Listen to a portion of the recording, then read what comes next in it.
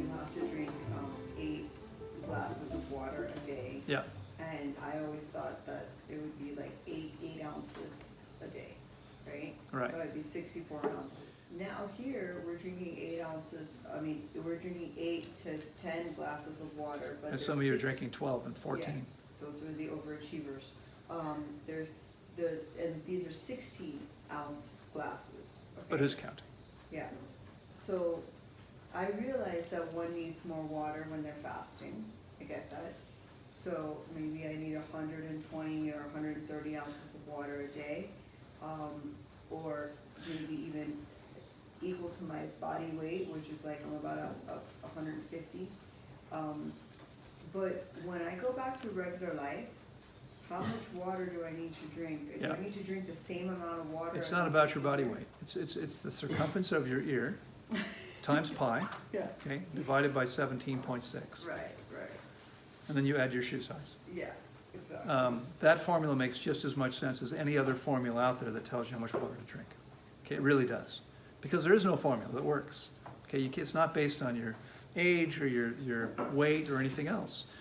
Because no matter how much you weigh, you could be more or less hydrated. Okay, so we're not, you're starting off with a faulty assumption. The assumption was, but the normal amounts should be 64 ounces, 8 8-ounce glasses. How could it be twice as much? The normal amount's not 64 ounces. There are many people who every single day need to drink 160 ounces of water. And if they're not doing that, they're not getting what they need. Most people are walking around seriously dehydrated, including you. When you got here, were you fully hydrated? I don't know. Probably not. Well, we have if I had to bet, I would say not. We know, because it's in your file. We wrote it down. Okay. We put you on the scale, we did some calculations, and I said to you, this is your lean hydration and this is your overall hydration. And most of you are in the 80 to 86% range in terms of overall hydration, which means you're anywhere between 16 and 20% dehydrated, or 14 and 20% dehydrated. Okay, not as well hydrated as possible. So whatever you've been doing, whatever most of you have been doing, I mean, if you're in that group, like almost everyone is, whatever you've been doing hasn't been adequate. It hasn't actually achieved what you've been hoping or thinking it was achieving. So let's forget about that. What we're doing is something completely different. And honestly, it's something a lot of people might say it's nonsense, it's bullshit, because I made it up. And that is, I realized years ago, as looking at everyone's vital signs, that there was a relationship between how much water they were drinking and their numbers. And I figured out over time what that looked like. And so it's real simple. At 120 points of systolic pressure, there should be a 50-point difference, okay, what I call the spread. So that should be 120 over 70. That number is largely reflective, it's not so simple, but it's largely reflective of how much blood you have in your body. As your blood volume drops, the spread drops. Because you're systolic, your resting and beating pressure will be closer together, the less blood you have. So George Washington, America's first president, he had hypertension, high blood pressure. And I don't know what his numbers were. I don't think they had sphygmometers back then. I'm not sure about that. Maybe they did. If they did, if you look at our monitor on the little plastic window where the numbers come up, right next to it, it says mm/Hg. Anyone know what that means? Millimeters of mercury. Right. We're measuring the mercury in your bloodstream, right? I hope not. Now, what we're doing is, the old sphygmometers, old machines, used a glass tube with mercury in it. And your pressure was measured by how much mercury it would support.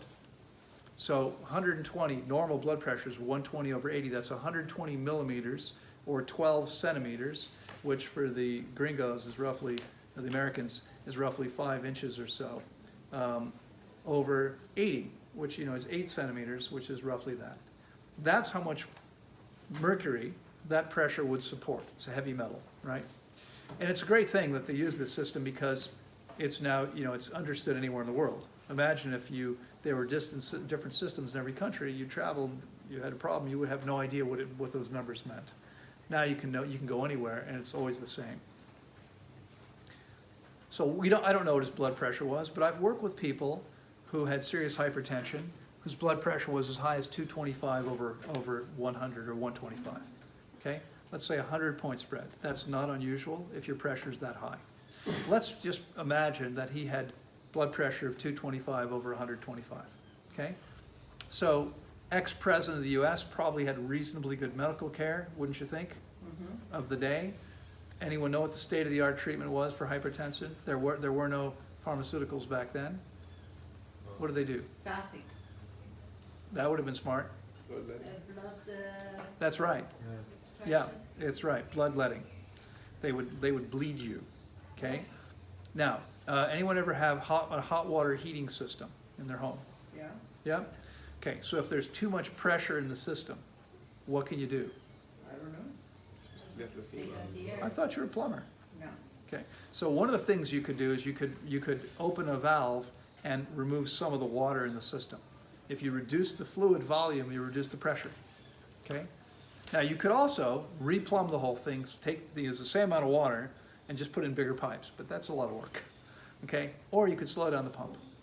Those are your three basic options.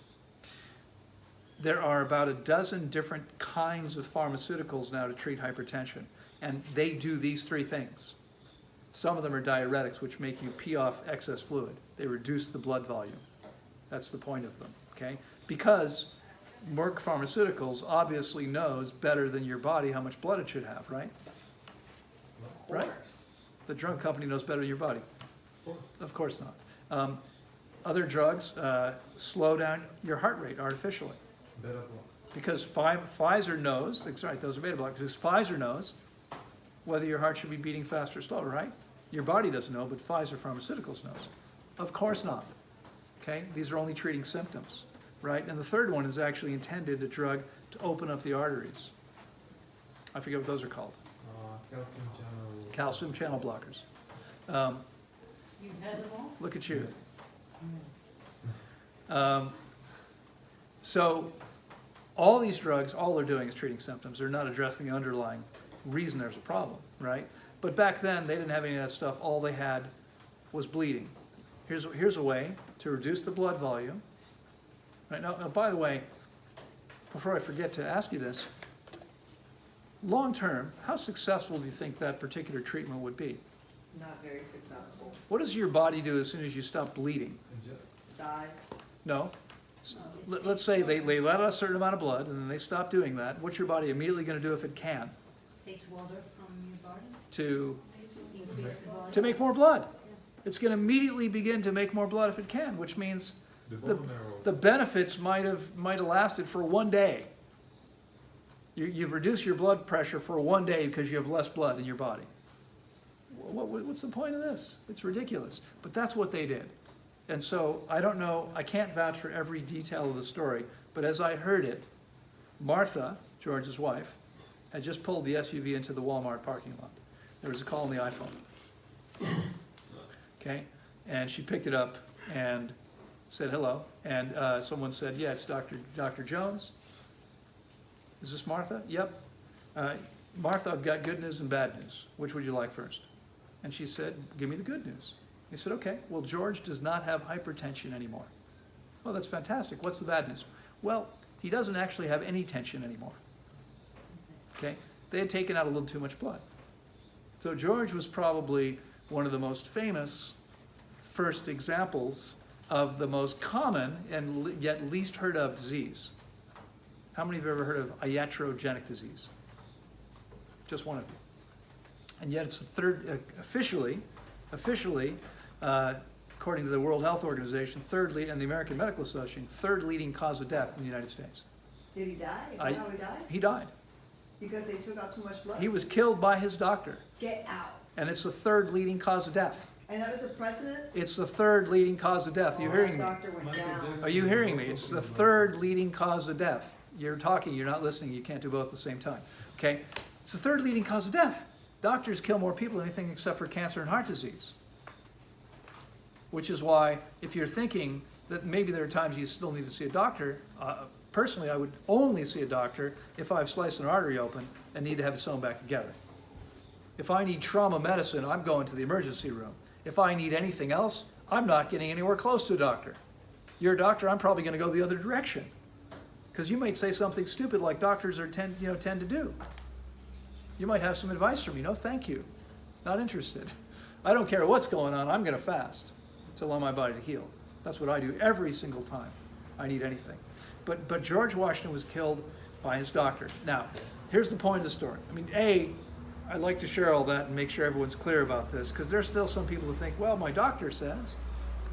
Like, who cares, right? George, what do you think George's final blood pressure was? 0 over? 0. Exactly. 0 over 0. So he started out with a 100-point spread, and it went down to 0. Okay? As the blood left his body, as his blood volume diminished, his spread became lower and lower. Okay? I use this because it's a great example to demonstrate what happens as your blood volume decreases. Now, why would your blood volume be decreasing? Are you menstruating, Mike? I think it's next week. Next week. Okay. All right. So, if you're not bleeding, why would your blood volume be changing? Because you're eating meat. No, you go to hell because you eat meat, but then your blood volume doesn't change. You drink too much water? No. Your blood volume is going to change, not because of how much water you drink, but because every minute of your life, your body is taking 2 million blood cells out of circulation. Because they're done. They've lived their useful life. And they're being removed from your bloodstream. 2 million per minute. Think about that. Okay? What does your body do if it's able to? Different question, same answer. Jadwiga, what does the body do if it's able to? I don't know. Make more blood Same cells. answer you gave me before. Make more, replace them. If it's able to replace them, it's going to replace them. Every minute, if it's able to make 2 million new blood cells, that's what it's going to do. What do you think is the limiting factor? What is that? Water. Yeah, blood's 92% water. So it's going to be limited as to whether it can do that or not by whether or not there's enough water available to your system. Okay? Most people's blood volumes are changing all the time because people are dehydrated, which means that at any given time, they might not have enough blood. I can't tell how many people have said to me, my blood pressure is fine. No medication. Hey, what is it? 120 over 95. Well, that's a 25-point spread when it should be 50. Does that sound good? What do you think? Think it's okay if your spread is half what it should be? No. This tells us your blood volume is way too low. Okay? There are people who constantly get dizzy, orthostatic hypotension. You get up, you stand up, you feel dizzy. If that happens all the time, you're probably dehydrated. Your pressure is artificially low because your blood volume's too low. When you get up, you're not getting the oxygen to your brain. Okay, there's a lot of problems. I mean, think about how well would your body function if it wasn't able to deliver all the blood and oxygen and nutrients it needed to your brain and organs. How well would you function? How healthy could you be? That's a pretty limiting thing, don't you think? Okay, this is what happens if you're dehydrated. Your body will not be able to replace all the blood. Your blood volume is going to drop. Okay, so there's a lot of problems that occur. So we're able to actually look at that spread to see whether you have the blood volume you need or not. And if you don't, chances are good you just didn't get enough water. Okay, and I know this, by the way, having worked with thousands of people now over more than 20 years. When you drink more water at the right pace, what happens to your spread? It goes up. Okay, and people usually feel better and more energetic. Okay, that's what happens.